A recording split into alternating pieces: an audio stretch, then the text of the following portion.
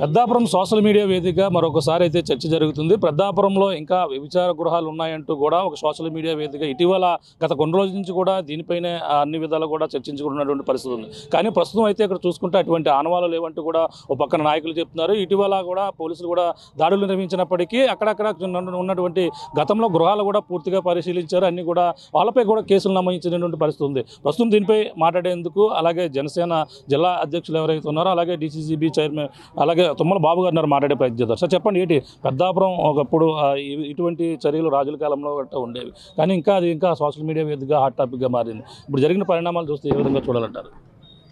పూర్తిగా అవాస్తవం. పెద్దాపురంలో నేను చిన్నప్పటి నుంచి కూడా పెద్దాపురంలోనే ఉన్నాను. నా కాలేజీ చదువు కూడా పెద్దాపురంలోనే చదివింది. అప్పటి నుంచి కాలేజీ దగ్గర నుంచి కూడా నేను పెద్దాపురంలో ఉంటున్నాను. రాజకీయాలు ముందు నుంచి కూడా పెద్దాపురంలో కలిగి తిరుగుతూ ఉన్నాను.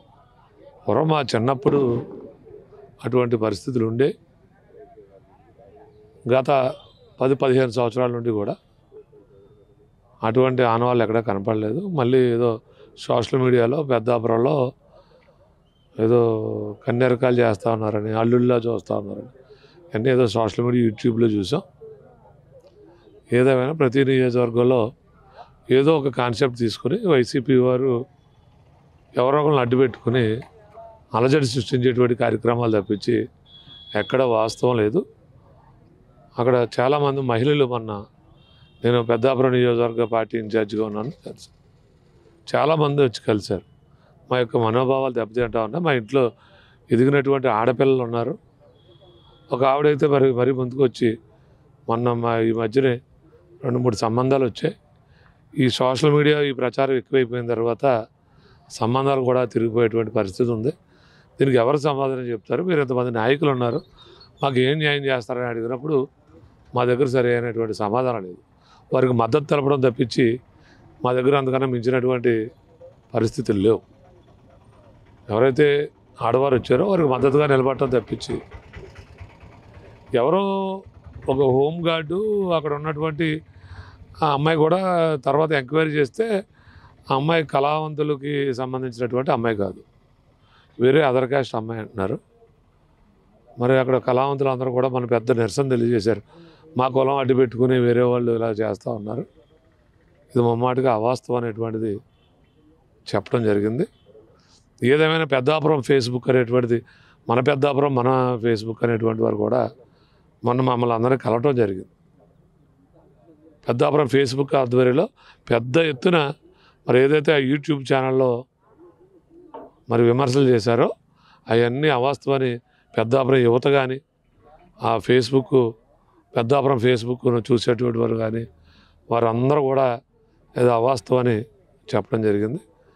పూర్తిగా ఇప్పటికైనా ఇటువంటి అసంబద్ధమైనటువంటి మాటలు ఏదో రేటింగ్స్ కోవటం, అదే ఎవరో చెప్పి విని ఎవరో ఇన్వెస్టిగేషన్ అడ్వైజర్ అని ఏదో చెప్పడం, ఇన్వెస్టిగేషన్ జర్నలిస్ట్ అని చెప్పడం జరిగింది. ఆ ఇన్వెస్టిగేషన్ జర్నలిస్ట్ కానీ ఆమెను కానీ ఇక్కడికి వచ్చి పెద్దాపురంలో నిజంగా చట్టం పట్ల గౌరవం ఉన్నప్పుడు ప్రతి తప్పు చేసే వారికి కూడా ఈ చట్టంలో శిక్షలు ఉన్నాయి. నిజంగా ఏదైనా అమ్మాయికి నిజంగా బాధ ఉంటే కనుక ఆ అమ్మాయిని తీసుకుని వచ్చి స్టేషన్లో కంప్లైంట్ ఇచ్చి గట్టిగా కఠిన చర్యలు తీసుకుంటే మేము కూడా మద్దతు తెలిపోరు. అంతేగాని మొత్తం పెద్దాపురం పట్టణానికే ఇటువంటిది మనం క్రియేట్ చేయడం మంచిది కాదు. పెద్దాపురం పట్టణంలో మంచి పారిశ్రామిక రంగంగా పెద్దాపురం పట్టణం అభివృద్ధి చెందుతుంది. వివిధ రాష్ట్రాల నుంచి వచ్చి ఆడమగ పనిచేసుకుంటూ ఉన్నారు. ఇక్కడ దగ్గరలో పెద్ద ఆదిత్య కాలేజ్ ఉంది, ఆదిత్య యూనివర్సిటీ, ప్రగతి కాలేజ్, చాలా విద్యా సంస్థలు పెద్దాపురం చుట్టుపక్కల ఉన్నాయి. ఇవన్నీ చదువుకునే విద్యార్థులు ఉన్నారు. అందరూ మనోభావాలు దెబ్బతింటాయి. ఇటువంటి అసత్య ప్రచారాలు మానుకోవాలి.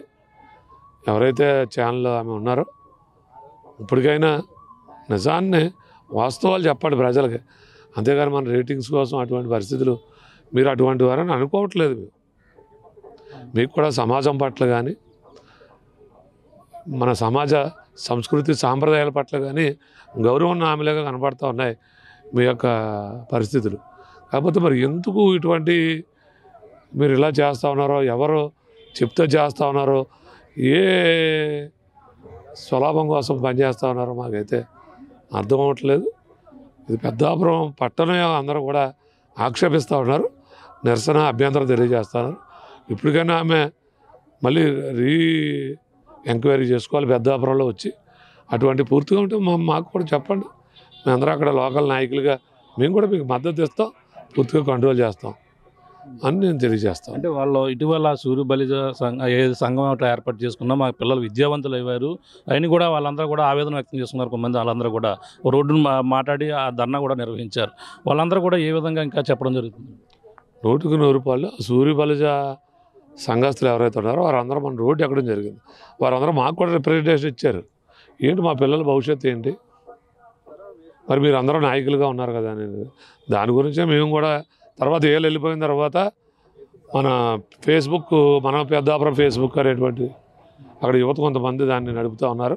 మన పెద్దాపురం చరిత్ర కోసం పోరాడినటువంటి యువత అక్కడ ఉన్నారు. మన పెద్దాపురం చరిత్ర పాడైపోద్ది, ఆర్డీఓ ఆఫీసు పాత పురాతనమైనటువంటి ఆర్డీఓ ఆఫీస్ కూడా ఉండాలనేటువంటిది ఇక్కడ ఫైట్ చేసినటువంటి యువత ఉంది పెద్దాపురంలో.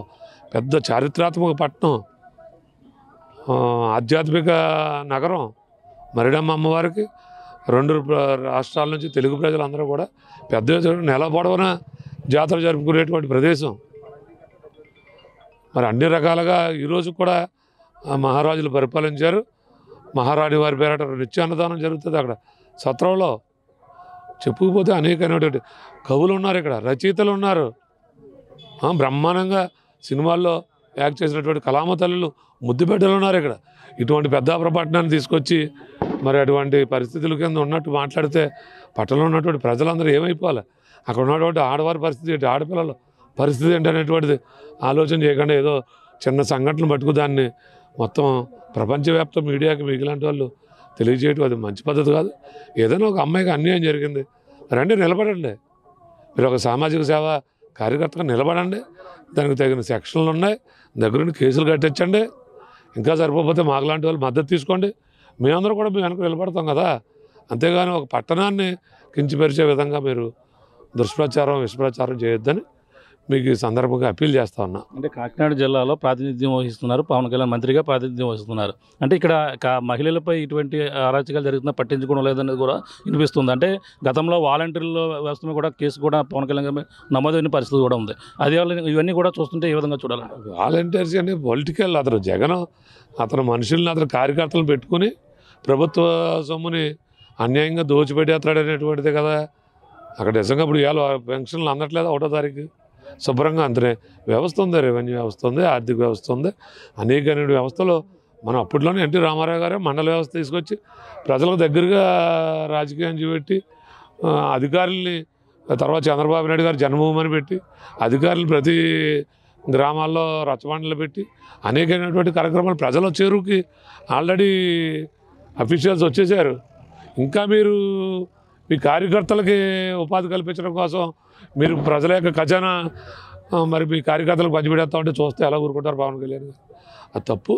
అలాగే ఈరోజు ఏదో పవన్ కళ్యాణ్ గారు ఆ మధ్యన అమ్మాయిలు మిస్ అయ్యారన్నారు. మరి ఈరోజు సాక్షాత్ హైకోర్టు చూడండి ఎంతమందిని ఈరోజు యూపీని తీసుకొచ్చారు. హైకోర్టు ఈరోజు అది పెద్ద సాక్ష్యం. మరి పవన్ కళ్యాణ్ గారు చెప్పిన మాటలు నిజమని చెప్పడానికి ఈరోజు హైకోర్టు ఈరోజు పెద్ద సాక్షిగా ఉంది. అది దట్ ఈజ్ పవన్ కళ్యాణ్ గారు. ఎక్కడ ఇప్పుడు ఈ కూటమి ప్రభుత్వం వచ్చిన తర్వాత ఎక్కడ అన్ని అత్యాచారాలు కానీ మానభంగాలు కానీ అన్నీ తగ్గాయి. ఎక్కడన్నా చిన్న చిన్న సంఘటనలు జరిగినా ఇమీడియట్గా పోలీస్ యాక్షన్ ఉంటుంది, కఠిన చర్యలు తీసుకుంటా ఉన్నారు. వెనకాల కుట్ర జరుగుతుందంటారు ఫైనల్గా? పూర్తిగా ఇది వైసీపీ వారు ప్రతి నియోజకవర్గంలో ఏదో ఒకటి అలజడి క్రియేట్ చేసి ఒక్కో నియోజకవర్గంలో ఒక్కో రకమైనటువంటి క్రియేట్ చేసి ప్రజల్ని అయోమయానికి గురి చేయాలనేటువంటి ఆలోచనలు తప్పించి పూర్తిగా మంచి పరిపాలన అందిస్తున్నాం ప్రజలకు అనేటువంటిది నిస్సంకోచంగా చెప్తా ఉన్నాను ఈ సందర్భంగా.